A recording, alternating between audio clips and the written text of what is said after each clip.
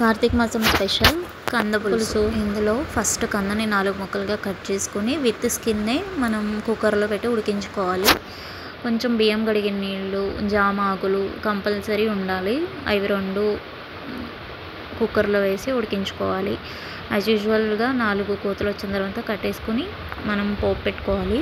పోపులో ఆవాలు, జీలకర్ర, ఉల్లిపాయ, టమాటా, 2 టమాటాలు, ఒక హాఫ్ కేజీ కందకి 2 టమాటాలు, 2 ఉల్లిపాయలు, 2 పచ్చిమిరపకాయలు సరిపోతాయి. కట్ చేసుకుని తాలింపులో టమాటా, ఉల్లిపాయ ఫ్రై అయిన తర్వాత ఉడికించుకున్న కందని అలా చిన్న ముక్కలుగా కట్ చేసుకొని వేసుకోవాలి. దీనిలో కొంచెం చింతపండు పులుసు పోసుకొని ఉప్పు, కారం అన్నీ వేసుకోవాలి. ఉప్పు, కారం, కొంచెం బెల్లం ముక్క వేసుకోవాలన్నమాట. వేసుకున్న తర్వాత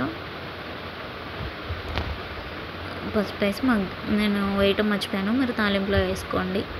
దానిలో మూత పెట్టి కాసేపు ఉడికించుకోవాలి. ఉడికించుకున్న తర్వాత మనం కలుపుకుంటాం కదా కర్రీని. కలుపుకునేటప్పుడు కొంచెం మెదుపుతో కలుపుకోండి, సో దట్ ముక్కలన్నీ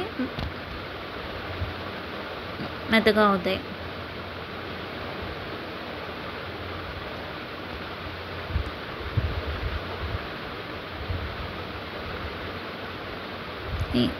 ఇలా అయిన తర్వాత తీసుకోవాలి. ఇది మన